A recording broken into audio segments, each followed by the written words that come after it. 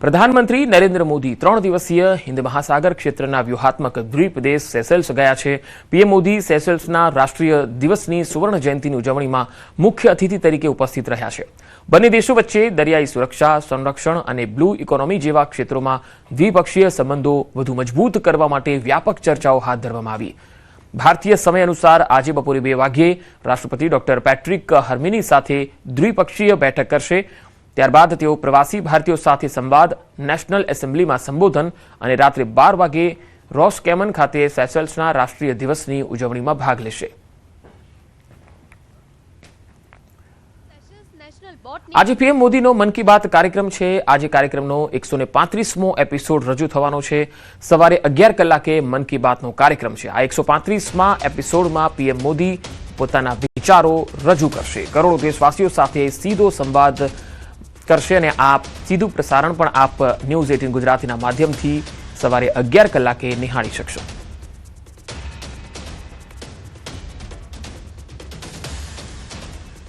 રાજપીપળામાં નર્મદા ગ્રામ વિકાસ સમિતિનું બિન રાજકીય યુવા સંમેલન યોજાયું। આ કાર્યક્રમમાં ભાજપાના સ્થાનિક હોદ્દેદારો ગેરહાજર રહ્યા। સાંસદ મનસુખ વસાવાએ સ્થાનિક નેતાઓ પર આક્રોશ ઠાલવ્યો, સાથે જ યુવાધનમાં વધતા વ્યસનના દૂષણ સામે ચિંતા વ્યક્ત કરી। તો આ દૂષણોને રોકવા તમામ પ્રયત્નો કરવાની પણ વાત કરી। કેટલાક જિલ્લાની અંદર કેટલાક દૂષણો છે, જુગાર, દારૂના અડ્ડાઓ જે ચાલે છે એના કારણે યુવા ધન ખતમ થઈ રહ્યું છે। ક્યાંક ક્યાંક તે એવું પણ લખ્યું છે પત્રમાં કે એક દીકરીઓ પણ બિયર જેવું, આ વાત મને પણ દુઃખ થાય છે આ કહેતા, પણ છતાં સાચી વાત કહેવી પડે, દીકરીઓ પણ આ તરફ આગળ વધી રહી છે। તો એને રોકવા માટે કોક ન કોક આવા સજ્જન લોકો, મને પણ પત્ર લખ્યો, બેનને પણ પત્ર ઘણી બધી જગ્યાએ લખ્યો છે। આ એક પત્ર નથી, એવા 4 થી 5 પત્રો છે। એને રોકવાનો અમારો ધ્યેય છે। કોઈ બી સંજોગોમાં આ પ્રવૃત્તિને રોકીશું। આણંદ જિલ્લા એલસીબી ને મોટી સફળતા મળી છે। એલસીબી પોલીસે એવા ચોર કે જેઓ ગરફોડ ચોરીને અમેરિકન ડોલર ચોરી લાવ્યા હતા, તેઓ ડોલર એક્સચેન્જ કરાવવા જતા જ આખી ગેંગ એલસીબીના સકંજામાં આવી ગઈ। આણંદ એલસીબીએ દાહોદની કુખ્યાત ગેંગના એક આરોપીને ઝડપી લીધો। 6 અનડિટેક્ટ ગુનાઓનો ભેદ પણ ઉકેલી નાખ્યો।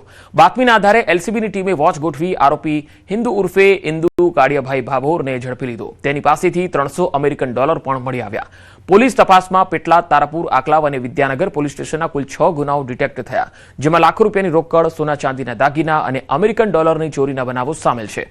એલસીબીએ ફરાર 4 સાગરીતોને ઝડપી લેવા તપાસ હાથ ધરી।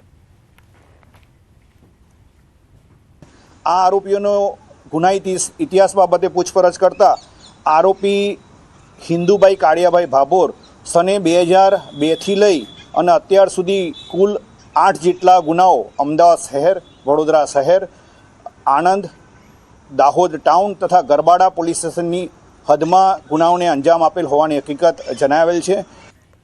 મહેસાણાના બેચરાજી પંથકમાં સ્થાનિકોમાં ભારે રોષ છે બિસ્માર રસ્તાઓથી। રામપુરાથી સારાંતેજને જોડતો રોડ છે એ અત્યંત બિસ્માર હાલતમાં ફેરવાઈ ગયો છે। રસ્તા પર ડામરની જગ્યાએ માત્ર મસમોટા ખાડાઓ છે, કપચી જ જોવા મળે છે, જેના કારણે શાળાએ જતા બાળકો, વિદ્યાર્થીઓ, ખેડૂતો, સ્થાનિક લોકોને ખૂબ જ હાલાકી પડે છે। રસ્તાની ખરાબ હાલતને કારણે એસટી બસની સુવિધા પણ પ્રભાવિત થઈ રહી છે। ગામજનોની સીધી માંગ છે કે તંત્ર વહેલી તકે આ રસ્તાનું સમારકામ કરે, બેચરાજી એસટી બસ સેવા તાકીદે શરૂ કરે। रोड लगभग छेल्ला 10 वर्षથી બિસ્માર હાલતમાં હતો, પરંતુ વારંવાર રજૂઆત અમારા એમએલએને વારંવાર રજૂઆત કરવાથી રોડનું કામ તો ચાલુ થયું, પણ અડધું કામ મૂકી અને ત્યારે કામ બંધ છે। તો ખરેખર કામ જે બંધ છે એના કારણે એટલી બધી તકલીફ પડે છે કે રસ્તા ઉપર પાણી ભરાઈ જાય છે અને આ પાણીનો મેઇન રસ્તો છે, પાણી અહીંથી વધારે જાય છે અને એ જ જગ્યાએ કામ બાકી છે। તો ચોમાસામાં આવતા આવતા બહુ વિકટ પરિસ્થિતિ થાય એવી સંભાવના છે। મારી માંગ તાત્કાલિક રસ્તો તૈયાર થઈ જાય અને વિદ્યાર્થીઓને કોઈ તકલીફ ના પડે। અને બેચરાજી બસો બંધ છે, હાલ અમારા ચાણસમાં બસ બંધ છે, બધી બસો તો કોઈ આવતી નથી, બેચરાજી જવાની કોઈ સગવડ નથી અને બીજી કોઈ તકલીફ, બધી ખાસી તકલીફ છે, પણ કોઈ ધ્યાન જ દેતું નહીં। અમે રજૂઆત કરી કેટલી ફેર, પણ રજૂઆત કરી તો ધ્યાન દેતા નથી। રોડ તો આ ચાલુ કરે સારું, બીજું તો શું કહીએ। આ રોડ ચાલુ કરે તો અમારા અવર જવર માટે એસટીઓ બધું ચાલુ થાય। છોટાઉદેપુરના રાજવાસણા ગામે ગુજરાતનો પ્રથમ રબર ડેમ હવે તૈયાર થવાના અંતિમ તબક્કામાં છે। હિરણ નદી પર અંદાજે 80 કરોડ રૂપિયાના ખર્ચે બની રહેલો આ ડેમ રાજ્ય માટે એક મહત્વપૂર્ણ સિંચાઈ પ્રોજેક્ટ બની રહ્યો છે। આધુનિક રબર બ્લેડર ટેકનોલોજીથી સજ્જ આ ડેમ પૂર્ણ થયા બાદ ચોમાસાનું વહી જતું પાણી સંગ્રહ કરી શકાશે। આ રબર ડેમ 81 કરોડથી વધુના ખર્ચે બનવા જઈ રહ્યો છે. હાલની અંદર આપણે રાજવાસના ડેમ આગળ ઊભા છે ત્યારે આ રાજવાસના ડેમનું 70% ઉપર કામ પૂર્ણ થયું છે. રબર ડેમ કાર્યરત બન્યા બાદ છોટાઉદેપુર જિલ્લાના બોડેલી, કવાંટ સહિતના 3 તાલુકાના આશરે 50 ગામોને પીવાના પાણી અને સિંચાઈનો મોટો લાભ મળશે. વર્ષો સુધી પાણીની તંગીનો સામનો કરતા વિસ્તારમાં ભૂગર્ભ જળસ્તર ઊંચું આવશે અને ખેતીને નવી દિશા મળશે. સ્થાનિકોનું માનવું છે કે આ પ્રોજેક્ટ સમગ્ર વિસ્તાર માટે ગેમ ચેન્જર સાબિત થશે. જેને કહેવાય કે દિલ ખોલીને માંગણી હતી, એ માંગણીને આધારે ન્યૂઝ ચેનલવાળાએ અમને બહુ સપોર્ટ આપ્યો. એનો થેન્ક્સ ફોર ન્યૂઝ 18 કે ભાઈ એમને અમારા સહકારને આધીન ખેડૂતોની રજૂઆત ગવર્મેન્ટ સુધી આપી અને આજે કૃષિ મંત્રીએ અમારા ડેમનું કામ મંજૂર કરી અને અત્યારે અમને આપ જોઈ શકો છો ડેમનું 70-80% કામ પતી ગયું છે. આ ડેમની સૌથી મોટી વિશેષતા તેની અત્યાધુનિક રબર બ્લેડર ટેકનોલોજી છે. દક્ષિણ કોરિયાથી મંગાવવામાં આવેલા 3 વિશેષ રબર બ્લેડરમાં જરૂરિયાત મુજબ માત્ર 30 મિનિટમાં હવા ભરી અથવા બહાર કાઢી શકાય છે, જેના કારણે પાણીની સ્થિતિ પ્રમાણે ડેમની ઊંચાઈ સરળતાથી નિયંત્રિત કરી શકાશે અને વરસાદી પાણીનો અસરકારક સંગ્રહ શક્ય બનશે. ये एयर फिल्ड रबर डैम है जिसमें हम एयर फिल्ड करते हैं by the help of blower से जो अप्रॉक्सीमेट 30 मिनट्स लेता है इन्फ्लेट होने में और डिफ्लेट होने में. ये हमारा 3.5 मीटर हाइट तक, हमारे ब्लैडर की हाइट है 3.5 मीटर, वहाँ तक हमारा वाटर स्टोरेज करेगा. जो आसपास के 20 से 25 विलेज को जो प्रॉब्लम हो रही थी पानी की, वो हमारा रिजॉल्व हो जाएगा इससे. हमारा गुजरात में पहला है, 2 प्रोजेक्ट चल रहा है हमारा, एक व्यारा में चल रहा है और एक यहाँ. ગાંધીનગર લોકસભા ક્ષેત્રના સાંસદ અને કેન્દ્રીય ગૃહમંત્રી અમિત શાહે રાણીપમાં લોક દરબાર યોજ્યો. પોતાના સંબોધનમાં અમિત શાહે ગાંધીનગર લોકસભા વિસ્તારને ગ્રીન લોકસભા બનાવવા પર ભાર મૂક્યો. તેમણે કહ્યું, ગરમી 52 ડિગ્રી સુધી પહોંચશે ત્યારે જીવવા લાયક વાતાવરણ નહીં હોય. કોરી ધરતી વરસાદ ન લાવે, ભૂગર્ભ જળમાં વધારો, સોલાર રૂફટોપ અને વૃક્ષ રોપણ જ એકમાત્ર રસ્તો છે. દરેક સોસાયટીઓમાં ઓછામાં ઓછા 5 વૃક્ષો વાવવા અમિત શાહે હાકલ કરી. ગ્રીન ગાંધીનગર અભિયાનમાં યુવાનોને જોડવા અપીલ કરી.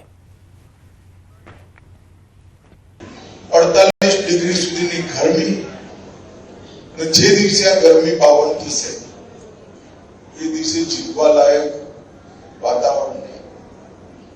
કેટલો ટાઈમ ઘરમાં બેસી રહીશું? બાળકો કેટલો ટાઈમ સ્કૂલે જશે? આજે સ્કૂલના ટાઈમ કાપવા પડ્યા છે કારણ કે બોડી ધરતી ક્યારે વરસાદ ના લાગે ને. ભગવાન જગન્નાથનું મામેરું કરવાનો અવસર દરેક કૃષ્ણ ભક્ત માટે જીવનની સૌથી મોટી સૌભાગ્યની ક્ષણ મનાય છે. આ રૂડો અવસર મેળવવા માટે ભક્તો વર્ષો સુધી રાહ જોતા હોય છે. 149મી જગન્નાથજીની રથયાત્રા માટે આ વર્ષે મેમનગરના દવે પરિવારને ભગવાનનું મામેરું ભરવાનું સૌભાગ્ય પ્રાપ્ત થયું છે. બાળપણમાં સરસપુરમાં ઉછરેલા 3 ભાઈઓ બહેન ન હોવાથી વિચારતા હતા કે અમે ભગવાનનું મામેરું ક્યારે ભરીશું, પરંતુ ભગવાન જગન્નાથની કૃપાથી આજે તેમનું એ સપનું સાકાર થયું. ભગવાનનું મામેરું ભરવાનો અવસર મેળવનારા દવે પરિવારનું શું કહેવું છે, આવો એ પણ જાણીએ. તારો આધાર કૃષ્ણ કનૈયા, કૃષ્ણ કનૈયા. ક્યાંથી સપનું હતું બેન તમારું કે ક્યારે તમને લાભો મળે, ક્યારે મામેરો ભરવાનો મોકો તમને મળે? 15 વર્ષ પહેલા એક જણના મામેરામાં ગઈ હતી ત્યારે મને એવું હતું કે આવું તો અમે નહીં કરી શકીએ. ત્યારે અમારી કોઈ એવું લાગતું નહોતું કે અમે મામેરું કરી શકીએ, પણ ભગવાનને કીધું હતું કે આવું એક લાભ મને પણ આપજે.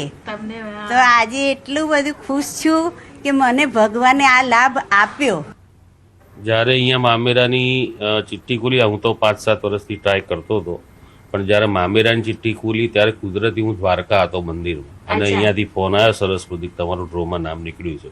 એટલે ખૂબ આનંદ થયો ત્યારે. અનુભવ કેવો હતો? બહુ કુદરતી 5-7 વર્ષથી નહોતું આવતું, આ વખતે સામેથી ભગવાન એમના આશીર્વાદથી એમનું નામ અમારું નામ. તમે ટ્રાય કરતા હતા કે તમારું નામ? હા, છેલ્લા હું 5-7 વર્ષથી ટ્રાય કરું, 5-6 વર્ષથી ટ્રાય કરું.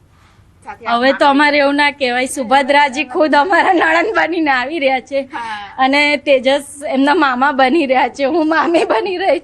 તો અમને ખૂબ ખૂબ બહુ જ અમને આનંદ છે કે અમે એમની માટે અમારાથી બનશે એટલું અમે સરસ કરવાનો ટ્રાય કરીશું.